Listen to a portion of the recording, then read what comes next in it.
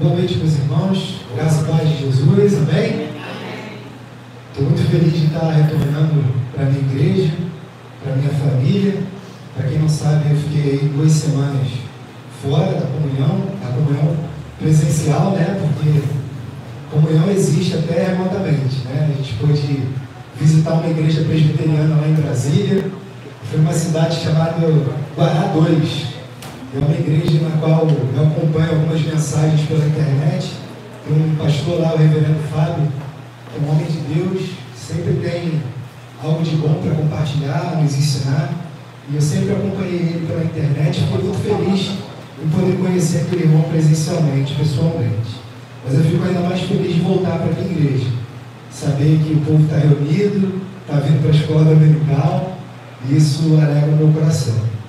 Irmãos, nessa noite a gente vai falar sobre um tema que, desde o mês passado, o Daniel já havia compartilhado conosco sobre algumas necessidades, e a gente vai falar um pouquinho sobre a necessidade do serviço. Só que, juntando esse tema, como o texto direcionado pelo nosso pastor foi o texto de 1 Coríntios 12, esse texto fala sobre a unidade orgânica da igreja. Então, nessa noite, a gente vai usar a primeira carta de Paulo aos Coríntios para refletir um pouco sobre um assunto de grande importância, que é para a nossa vida cotidiana, que é essa questão da unidade orgânica da igreja. Essa carta de Paulo, ela foi escrita por volta de 55 depois de Cristo. O apóstolo Paulo, inspirado pelo Espírito Santo, ele enviou essa carta para os primeiros cristãos que viviam em Corinto, que já naquela época enfrentavam dificuldades na comunhão, enfrentavam dificuldades no convívio em sociedade. E essa carta possui 16 capítulos, e nela nós conseguimos observar o esforço do apóstolo Paulo em ajudar e orientar aqueles cristãos que, por diversos motivos, muitas vezes não estavam seguindo o verdadeiro evangelho. O apóstolo Paulo havia recebido uma notícia de que alguns daqueles irmãos estavam brigando e fazendo da igreja de Deus um evangelho dividido. Alguns irmãos defendiam que somente a doutrina de Paulo era mais correta. Outros já entendiam que o apóstolo Pedro era quem carregava a verdadeira mensagem do evangelho. E outros irmãos davam crédito somente a mensagem de Apolo, um outro discípulo de Jesus que era importante naquela época. E a primeira reflexão que Paulo faz para aquela igreja é uma espécie de pergunta. Ele indagou aos coríntios, ele disse assim, quem foi que morreu no lugar de vocês? Foi Paulo ou foi Jesus? E vocês foram batizados em nome de quem? De Paulo, Pedro e Apolo? Ou de Paulo, ou vocês foram batizados em nome do Pai, do Filho e do Espírito Santo? E a partir daí, Paulo pede de uma forma muito amorosa, irmãos, que aqueles irmãos considerassem verdadeiramente a vocação e o chamado que Deus fez a cada um deles. A mensagem que chegou ao coração de cada um, ainda que Paulo tenha pregado, ou Pedro tenha influenciado, ou até mesmo Apolo, todos esses homens foram apenas instrumentos de Deus para levar a mensagem de salvação para aquelas pessoas. Mas o crescimento, o chamado, a regeneração, a fé, só poderia ser dada se Deus agisse no coração daquelas pessoas. O apóstolo Paulo garantiu para aqueles irmãos que Deus escolhe as coisas loucas, as coisas de menos importância, as coisas que para muitos não têm valor, para envergonhar os que se acham sábios, os que se acham fortes. E Paulo deixa um ensino muito importante para eles. Se existe algum motivo que eles pudessem se gloriar, que não fosse em Paulo, que não fosse em Pedro ou em Apolo, ou até mesmo em si mesmo, mas que a glória e o motivo da glória fosse dado apenas à pessoa de Jesus Cristo, que se tornou justiça, santificação e redenção no lugar daquele povo e também no nosso lugar. E o apóstolo Paulo continua exortando aqueles irmãos dizendo que o objetivo dele com aquela igreja e por onde ele passava era de transmitir a sabedoria de Deus de forma revelada, conferindo ensinamentos espirituais para pessoas espirituais. Paulo disse para eles que para uma pessoa natural é impossível aceitar os ensinamentos do Senhor, porque para essas pessoas a mensagem do Evangelho é uma loucura. Porém, para quem é espiritual, para quem tem o Espírito de Cristo, é o poder de Deus, é a salvação, é a verdade para todos os que confiam em sua palavra. Contudo, por diversos momentos, Paulo não tratou aqueles irmãos como irmãos espirituais, porque eles estavam se comportando como crianças, brigando, se dividindo, dando importância para o que não era importante, tendo ciúmes uns dos outros, mostrando que em vez de espirituais, aqueles irmãos se comportavam como pessoas carnais e seguindo os ensinamentos e os padrões que o mundo está acostumado a seguir.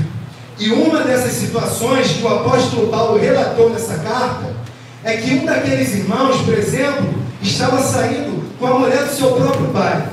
E Paulo ficou escandalizado com a situação, dizendo que nem os gentios faziam aquilo. Ou seja, nem as pessoas do mundo naquela época estavam agindo dessa forma. E lá, no meio daquele povo reunido, estava acontecendo esse tipo de barbaridade. E a recomendação de Paulo envia aqueles cristãos, é que eles deixassem de aceitar esse tipo de situação, para que eles deixassem de se associar às pessoas impuras. E quando Paulo fala de pessoas impuras, não são as pessoas impuras que estão no mundo, porque dessa forma eles deveriam, no mínimo, buscar morada em outro planeta, né, irmãos? Porque nós vivemos em uma sociedade, mas eles deixassem de se associar com as pessoas que, se dizendo irmão, se comporta de forma totalmente contrária à palavra de Deus. Paulo chega a dizer que eles não deveriam nem comer com pessoas assim, que se dizem irmãos em Cristo, mas que se comportam como se não fossem.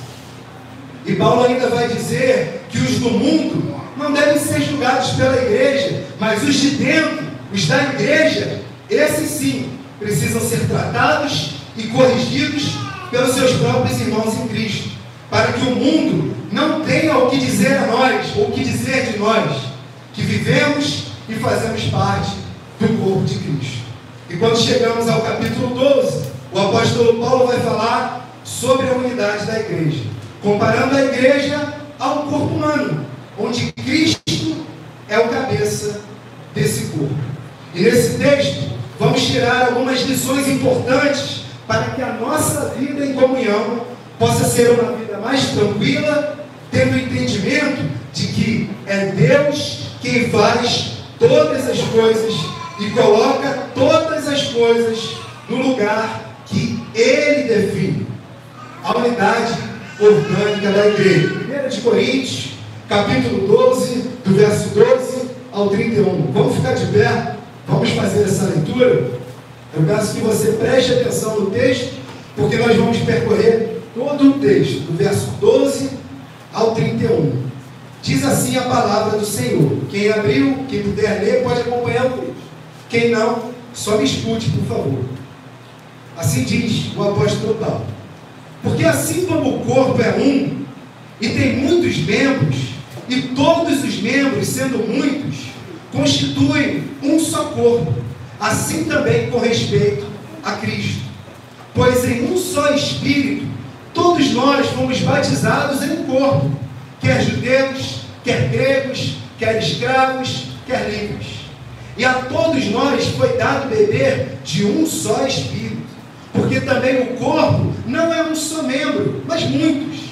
Se disser o pé, porque não sou mão, não sou do corpo, nem por isso deixe de ser do corpo.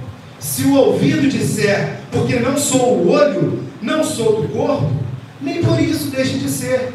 Se todo o corpo fosse olho, onde estaria o ouvido?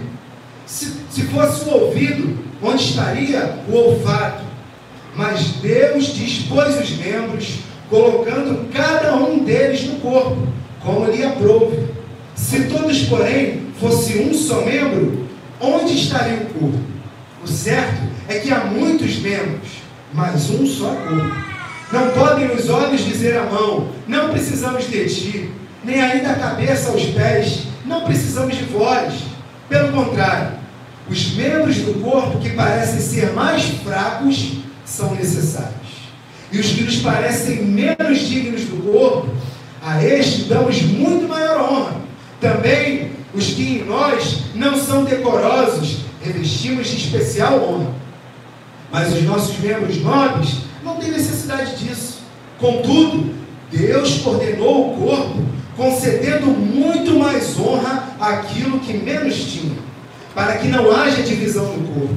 Pelo contrário, cooperem os membros com igual cuidado, em favor uns dos outros, de maneira que, se um membro sofre, todos sofrem com ele. Se um deles é honrado, com ele todos se regozijam. Ora, vós sois corpo de Cristo, e individualmente membros desse corpo. A uns estabeleceu Deus na igreja, primeiramente apóstolos, em segundo lugar profetas, em terceiro lugar mestres, depois operadores de milagres, depois dons de curar, socorros, governos, variedades de línguas. Porventura são todos apóstolos? Ou todos profetas? São todos mestres? Ou operadores de milagres? Têm dons de curar? Falam todos em outras línguas? Interpretam-nas todos? Entretanto, procurai com zelo os melhores dons, e eu passo a mostrar-vos ainda um caminho sobremodo excelente. Amém. Você pode se assentar. Eu quero apenas fazer uma oração para que nós possamos conversar um pouco. Senhor Jesus, muito obrigado pela Tua palavra, muito obrigado pela revelação do Teu santo Evangelho, muito obrigado pela vida do apóstolo Paulo, que diante de tantas dificuldades, em suas viagens missionárias, o Senhor o inspirou, e o Senhor colocou diante dele, diante de outros irmãos, situações para que nós hoje pudéssemos ter como base para resolver os nossos conflitos, para resolver as nossas necessidades e principalmente para aprendermos com pessoas que tinham talvez uma sabedoria muito maior do que a nossa. Eu sei, Senhor Deus, que a palavra, o que eu vou falar aqui, talvez alguma coisa seja saída de mim, mas a Tua palavra já foi lida. Nós poderíamos ficar só com esse trecho, mas aprove o Senhor colocar no meu coração algumas reflexões da vida, do corpo humano, da forma como nos comportamos, para que minimamente possamos sair edificados daqui. Por isso, Senhor, eu te peço, Pai, que o Senhor use a minha vida, use a minha boca para falar com os meus irmãos, e os meus irmãos, por meio do Teu Espírito Santo, tenham a atenção, tenham os ouvidos abertos à Sua voz, que nada saia do meu coração, mas que a Tua voz, a Tua boca, o Teu Espírito possa falar conosco nessa noite. É a oração que nós fazemos a Ti, mais uma vez gratos pelo Teu amor, mais uma vez gratos pela Tua misericórdia, mais uma vez gratos pela Tua palavra. Nós oramos, agradecidos, em nome de Jesus. Amém. Meus irmãos, diante desse texto, nós separamos 8 lições para falar.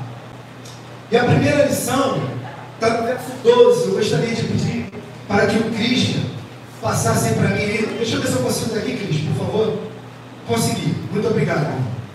A primeira lição do nosso estudo, da nossa mensagem de hoje, é que só existe um corpo de Cristo. No verso 12, Paulo nos ensina, porque assim como o corpo é um e tem muitos membros, e todos os membros, sendo muitos, constituem um só corpo, assim também com respeito a Cristo. Ou seja, meus irmãos, o corpo é um, a igreja é uma, e Cristo é o cabeça dessa igreja. E quando falamos de igreja, a gente precisa diferenciar, a gente precisa distinguir entre igreja visível e igreja invisível. Igreja visível é o que a gente está vendo aqui nesse momento. Denominações, religiões, estruturas com pessoas reunidas. Mas a igreja invisível, ela é invisível porque só Cristo sabe quem é dele. Eu não sei, você não sabe.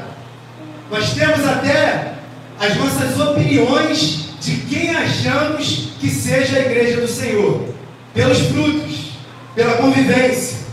Mas de verdade, só o Senhor conhece os que são seus. E em Colossenses, no capítulo 1, no verso 18, o apóstolo Paulo vai dizer que Cristo é a cabeça do corpo da igreja. Ele é o princípio, o primogênito de entre os mortos, para que em todas as coisas pudesse ter a primazia, o primeiro lugar. Portanto, Cristo, que é o cabeça da igreja, precisa ter a primazia em todas as coisas, irmãos. Inclusive, ser reconhecido como o nosso único e suficiente Salvador e Senhor. Amém, irmãos? Amém. Essa é a primeira lição. Só existe um corpo de Cristo. A segunda lição, irmãos, a segunda lição é que quem batiza, quem inclui, quem adiciona as pessoas no corpo de Cristo, não é a religião, não é a denominação, não são as águas do batismo, mas o Espírito Santo, que é o agente regenerador enviado pelo Pai. No verso 13, Paulo nos diz: pois em um só Espírito todos nós fomos batizados em um corpo, quer judeus, quer gregos, quer escravos, quer livres, e a todos nós foi dado beber de um só Espírito. Ainda que as águas do batismo demonstrem um simbolismo e um sacramento, uma ordenança do Senhor, onde dizemos para o mundo e para as pessoas que somos do Senhor, que morremos para o mundo e que queremos viver para uma vida de agrado ao Senhor, só existe um Espírito Santo que é capaz de chamar pessoas em todas as partes do mundo e transformá-las em pessoas diferentes. Foi esse Espírito Santo que fez isso lá em Jerusalém, que fez isso lá na Judeia, que fez isso nos Estados Unidos, que fez isso no Brasil, que fez isso aqui no Beira-Mar, Parque Felicidade, Vila São Luís. É o Espírito Santo que nos autentica como igreja do Senhor. E é por isso que temos que exercer o nosso dever de gratidão. E a palavra de Deus nos diz que sem Cristo nós andávamos mortos como ovelhas sem pastor, desgarrados, a caminho da morte, seguindo o caminho da escuridão. Mas aprove ao Senhor um dia nos chamar e nos batizar no corpo que é chamado corpo de Cristo, igreja do Senhor. Amém, meus irmãos? A terceira lição é que o corpo de Cristo, a igreja do Senhor, é similar a um corpo humano. Tem muitos membros, cada um com a sua importância, cada um com a sua característica, cada um com a sua função. 1 Coríntios 12, do 14 ao 16, Paulo diz: porque também o corpo não é um só membro, mas muitos. Se disser o pé, porque não sou mãos, não sou do corpo, nem por isso deixo de ser do corpo. Se o ouvido disser, porque não sou olho, não sou do corpo, nem por isso deixe de ser. Ou seja, irmãos, o corpo de Cristo é um conjunto de membros, onde Cristo é o cabeça e os seus discípulos são os braços, são as pernas, o pescoço, cada um com a sua função, cada um com a sua importância e as suas características. Na igreja do Senhor, todos são importantes e nenhum membro jamais poderá ser descartado. ainda que o membro no serviço ao Senhor esteja levando apenas um copo com água, ele está servindo ao Senhor. Ele é importante. Ele não pode ser visto como descartável.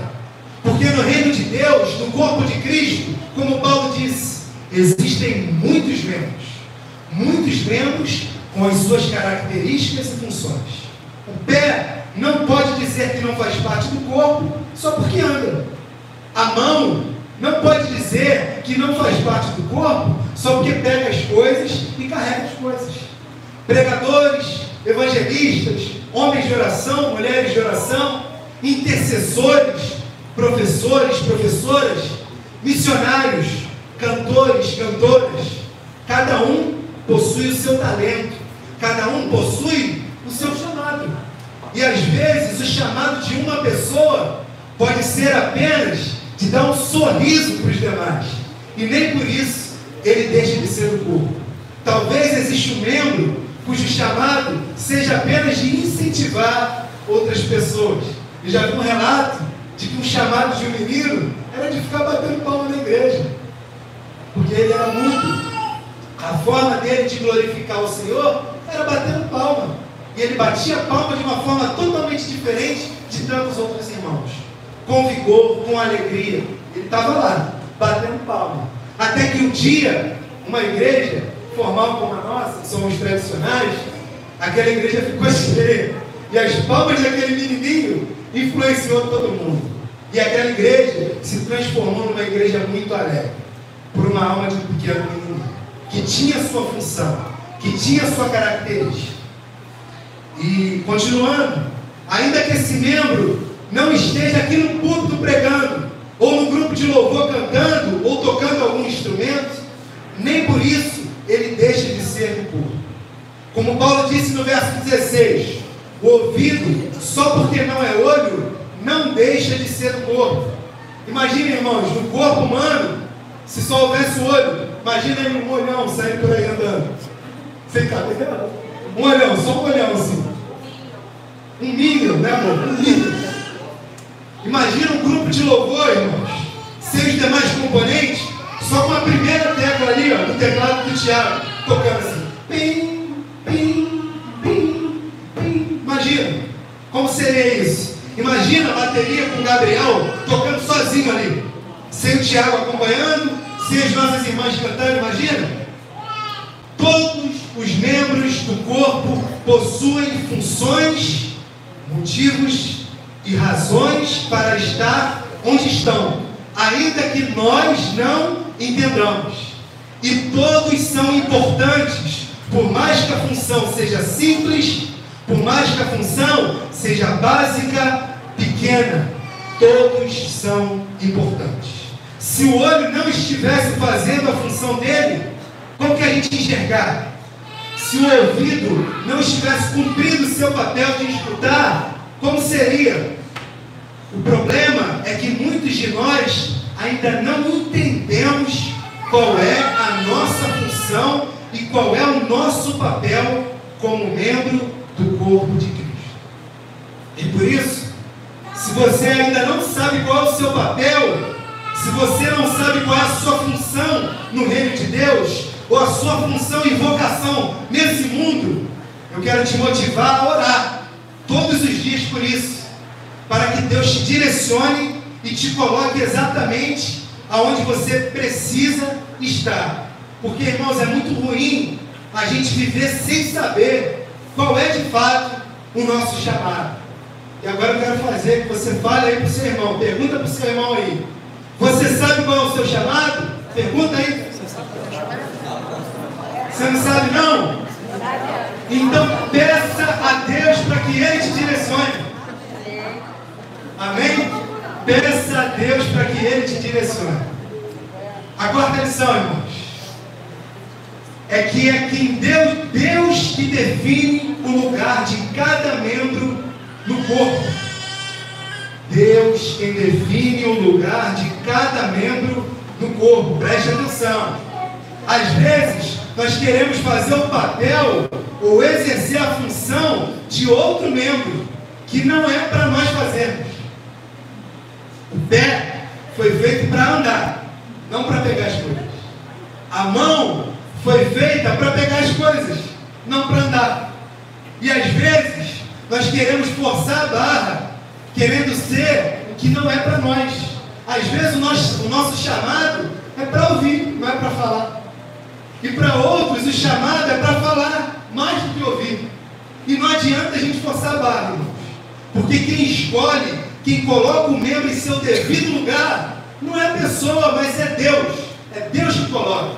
O apóstolo Paulo nos diz isso em 1 Coríntios 12, 18, que Deus dispôs os membros, colocando cada um deles no corpo como Ele quis. E não adianta forçar, irmãos.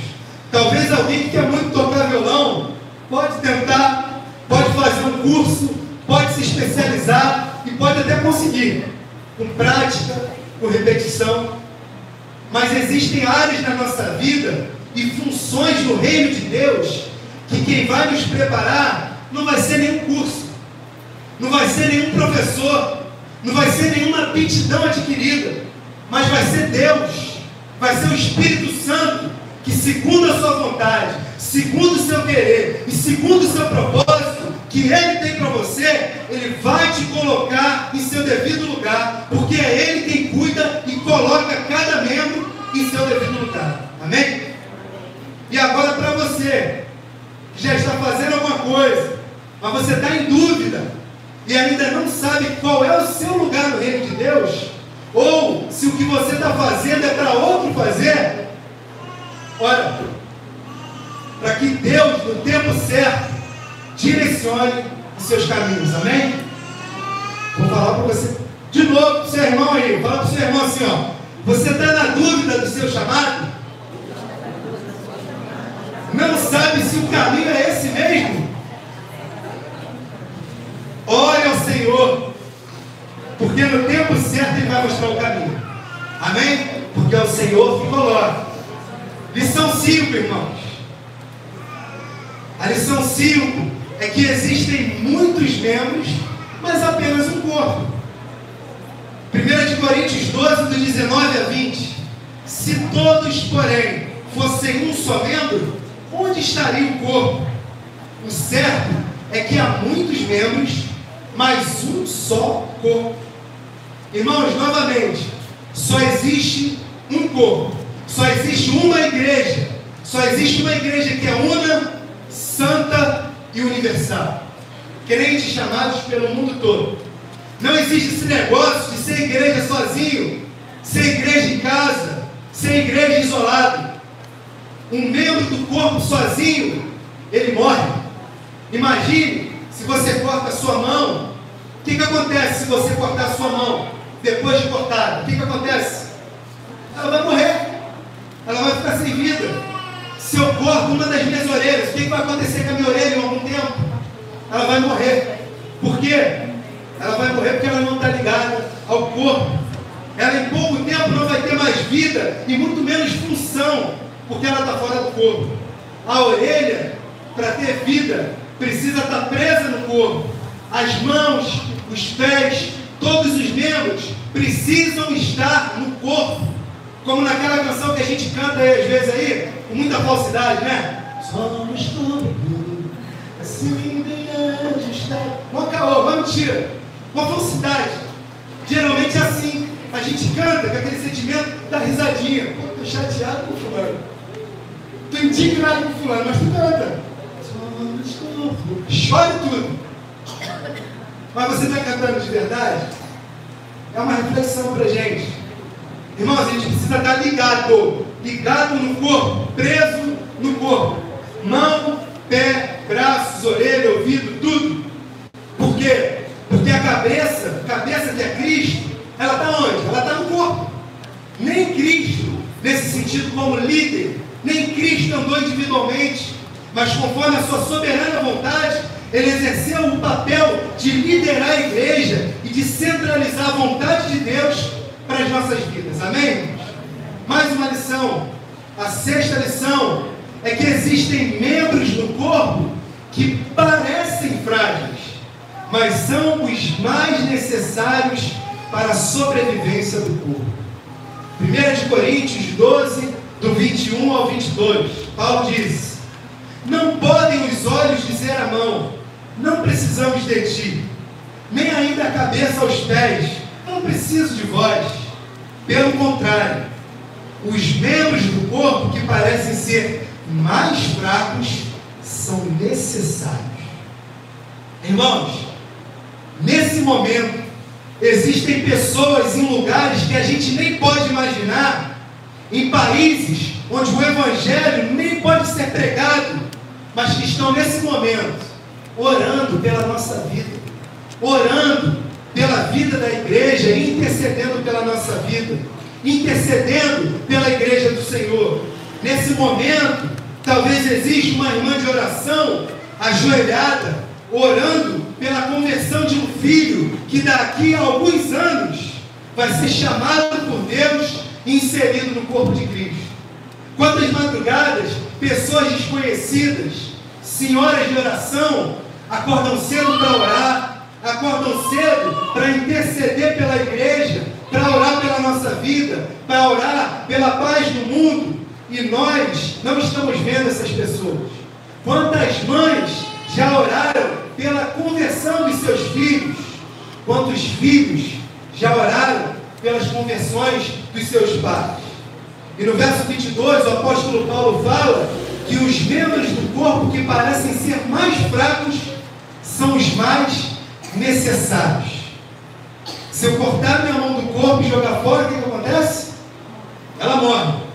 Mas vamos pensar agora no corpo.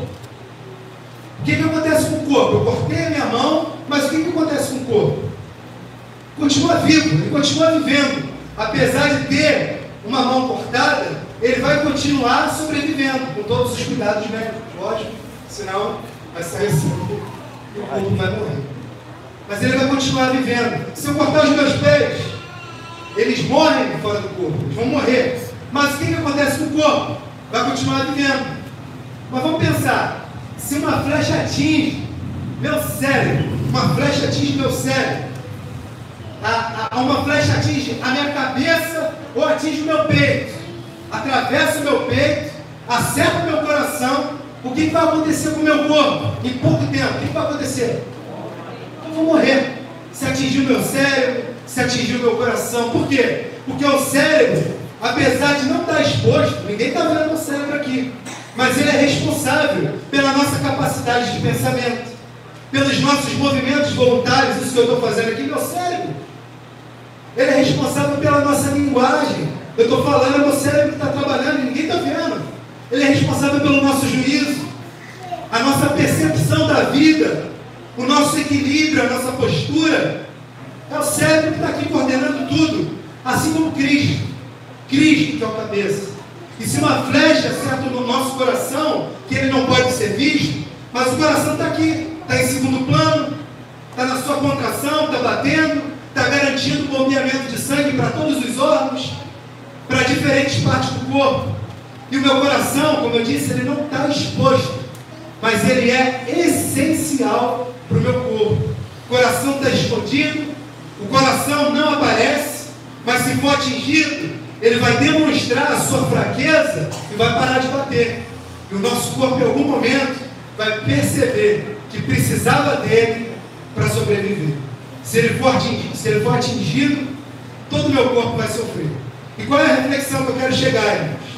Às vezes, nós damos mais importância para aqueles membros que estão mais expostos, que estão aparentes, que estão fazendo tudo, para a mão, para o pé, para os olhos, para o cabelo, para os músculos, para os pregadores, para os pastores, para os cantores, para os influencers, os influenciadores de internet. Contudo, existe um coração batendo por trás da casca do corpo. Existe alguém trabalhando as portas fechadas. Existe alguém fazendo o que ninguém pode fazer ou o que ninguém quer fazer. O problema é que muitas vezes valorizamos mais os membros que estão em maior evidência, ou os membros que fazem muito barulho, os que chamam mais atenção. A esses nós damos mais importância. E o verso 23, o apóstolo Paulo nos diz: e os que nos parecem menos dignos do corpo, a estes damos muito maior honra. Também os que em nós não são decorosos, revestimos de especial honra. Portanto, irmãos, precisamos dar muito mais honra a quem às vezes não aparece, porque existe alguém trabalhando nos bastidores. Existe alguém que, ainda que não apareça, o seu trabalho pode ser fundamental. E o verso 24, o apóstolo Paulo diz: mas os nossos membros nobres não têm necessidade disso. Contudo, Deus coordenou o corpo, concedendo muito mais honra àquilo que menos tinha. Por isso, irmãos, precisamos perceber que no reino de Deus, ainda que todos tenham o seu papel, tenham a sua função, existem membros que deveriam ser notados com mais importância, com mais honra, ainda que não estejam aparentes. Amém? A sétima lição é que precisamos zelar por todos os membros do corpo, porque se um membro sofre, todos sofrem. Verso 25, 26 e 27. Para que não haja divisão no corpo, pelo contrário, cooperem os membros com igual cuidado em favor uns dos outros, de maneira que se um membro sofre, todos sofrem com ele, e se um deles é honrado, com ele todos se regozijam. Ora, vós sois corpo de Cristo e individualmente membros desse corpo. Anteriormente, eu dei o exemplo de que se cortasse a minha mão, ela morria, não é isso? Mas o corpo continua vivendo, não é isso? Eu corto a mão vai morrer, mas o meu corpo vai continuar vivendo. Beleza. Mas quando eu corto a minha mão, será que não dói? Será que não sangra? Será que eu não sinto dor? Sai sangue, irmãos. Dói, não dói? Dói. Causa sofrimento, não causa? Precisa de cuidado, não precisa?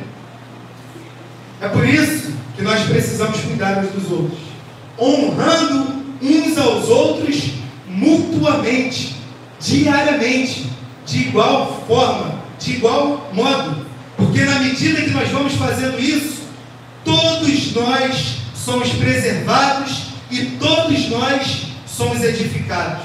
É por isso, irmãos, que terça-feira tem pequenos grupos, para que sejamos edificados, para que aprendamos a nos comportar como família. Igreja, família, é o mesmo conceito. Eu sei do seu problema, você sabe do meu problema. Eu sei da sua vida, você sabe da sua vida. Isso aqui não é um teatro, que você vem no horário marcado, assiste o espetáculo e vai embora. Isso aqui é igreja, onde as pessoas lidam uns com os problemas dos outros, criam problemas, geram problemas. Igreja não tem perfeição. Você procurar aí em algum lugar e achar uma igreja perfeita, se você chegar lá, vai causar um transtorno, porque você não é perfeito, nem eu. Nós não somos perfeitos. A igreja do Senhor está sendo edificada pelo cabeça, que é Cristo. Mas os membros precisam ser edificados. E é o Espírito de Deus que fará isso em nós. Amém, irmãos? É por isso que temos os pequenos grupos, e é por isso que precisamos nos comportar como família, como corpo de Cristo. Nós somos o corpo de Cristo e precisamos cuidar uns dos outros. E a oitava e última lição é que existem dons que são mais importantes do que outros. Dons, não membros. Membros, todos são importantes. Mas os dons, existem dons que são mais importantes do que outros. Verso 28, 29, 28 a 31. A uns estabeleceu Deus na igreja, primeiramente apóstolos, em segundo lugar profetas, em terceiro lugar mestres, depois operadores de milagres, depois dons de curar, socorros, governos, variedades de línguas? Porventura são todos apóstolos? Ou todos profetas? São todos mestres? Ou operadores de milagres? Têm todos dons de curar? Falam todos em outras línguas? Interpretam-nas todos? Entretanto, procurai com zelo os melhores dons, e eu passo a mostrar-vos ainda um caminho sobremodo excelente. E aqui Paulo vai enumerar diversos dons que Deus concedeu à igreja. E os coríntios, que naquela ocasião estavam se achando muito espirituais, eles estavam invertendo os valores dos dons, colocando alguns dons que nem são tão importantes assim em maior evidência. Nem todos eram apóstolos, nem todos eram profetas, nem todos eram mestres, mas todos podiam procurar com empenho e com zelo os melhores dons, e eles não estavam fazendo isso. E Paulo, ao final do texto, ele diz para aqueles irmãos: eu passo a mostrar-vos ainda um caminho sobremodo excelente. E quando você for para sua casa aí, você vai fazer aí a leitura do 13º capítulo, que Paulo vai falar que o maior dom que qualquer cristão pode ter é o dom do amor. O dom do amor, que é o dom mais difícil de exercer em todo o nosso dia a dia. Mas é importante lembrarmos das palavras de Jesus. Jesus disse que seríamos conhecidos como seus discípulos se praticássemos o amor uns com os outros, ainda que isso seja difícil. Para finalizarmos a nossa reflexão, eu quero te convidar a abrir a Bíblia no texto de João, capítulo 13, dos versos 34 e 35. Na medida que você encontrar o texto, você fique de pé, por favor, para que a gente faça a leitura juntos. São apenas 2 versículos. E são esses 2 versículos que Jesus e que o apóstolo Paulo ensinou lá aos coríntios. Vocês podem falar em mistério, ainda que eu falasse língua dos anjos e dos homens, se eu não tiver amor, eu não sou ninguém. Nós não somos ninguém. Nós não somos discípulos de Cristo. Eu não estou falando isso com facilidade não, irmãos.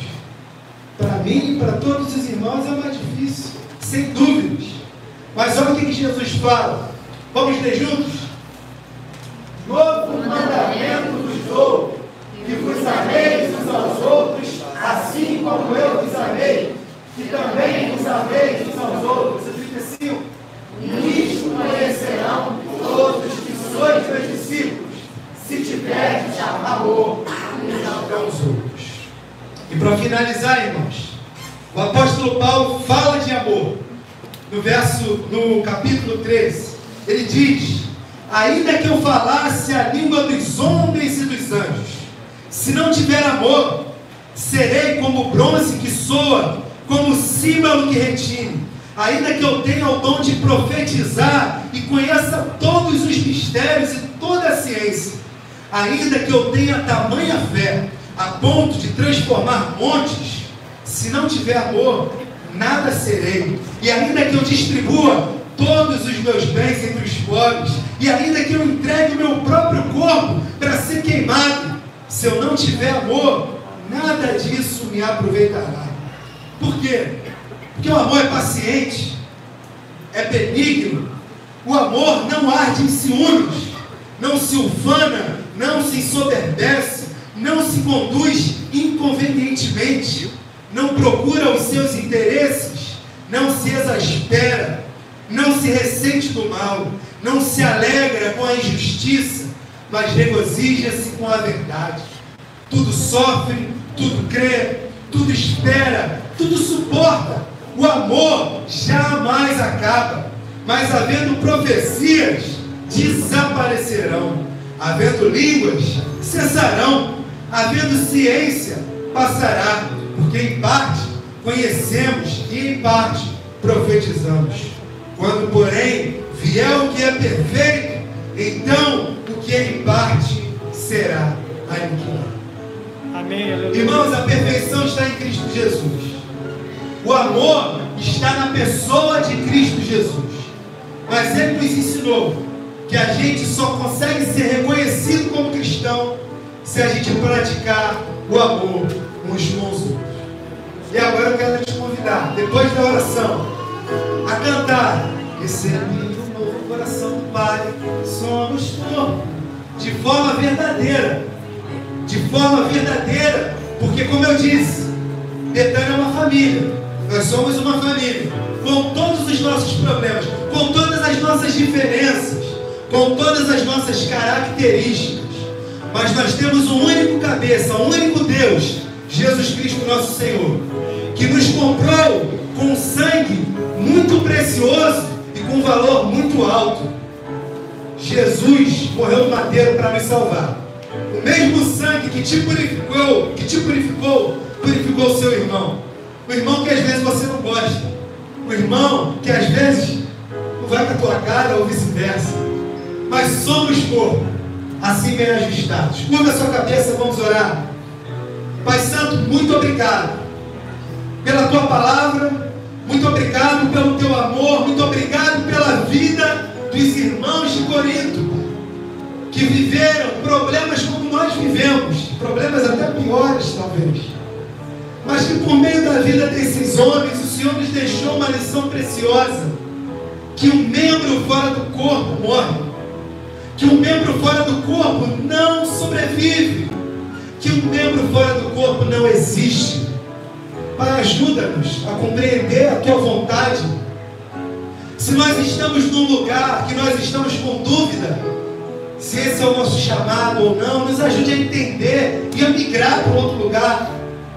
Ou se nós já sabemos o que estamos fazendo, mas estamos desanimados, nos coloca aqui uma pessoa com um sorriso no rosto, com alegria, ou um garoto para bater palma, para nos sacudir, para nos colocar fôlego, para nos colocar vigor, para que aprendamos a servir ao Senhor com alegria, a servir ao Senhor com exatidão, com o cumprimento da tua palavra, porque a tua palavra é boa, porque a tua palavra é perfeita, a tua palavra é agradável, Senhor. Obrigado por Betânia, Senhor. Obrigado por cada irmão que aqui se encontra, com todos os nossos pecados, com todos os nossos erros, com todos os nossos defeitos, Senhor. Eu peço a Ti, que é o único que é capaz de restabelecer o amor, que o único que é capaz de mudar todas as coisas. Faça-nos de nós uma igreja verdadeira, saudável, genuína, que glorifica aquele que morreu no nosso lugar. Faça de nós um povo que vai para fora e as pessoas enxerguem em nós um corpo de Cristo, Senhor. Cuida de mim, cuida dos meus irmãos, cuida da nossa família, cuida da nossa casa, porque somos corpo, somos família, assim bem ajustados, totalmente ligados, unidos, vivendo em amor. Tira de nós, Senhor, a hipocrisia, tira de nós a falsidade, coloque em nós o choro verdadeiro, coloque em nós o sentimento de perdão. E se em algum momento algum de nós está chateado com alguém, que esse perdão possa ser exercido no falar, no sorriso, no abraço, no convívio. Perdoe pela nossa vida corrida, que às vezes não temos tempo de estar com os demais irmãos. Leva-nos em paz, nos dê um dia de paz, nos dê uma semana, Senhor Deus, uma segunda-feira, acordando, contemplando a Tua natureza, porque com os nossos olhos podemos contemplar que o Senhor existe, que o Senhor criou todas as coisas para a Tua glória. Nos dê uma noite de paz, repara o nosso sono, que nós tenhamos uma noite revigorante, com a Tua palavra guardada no nosso coração. É a oração que nós fazemos a Ti, em nome de Jesus. Amém. Vamos cantar de pé, irmãos, por favor. Quem puder, claro. Vamos cantar.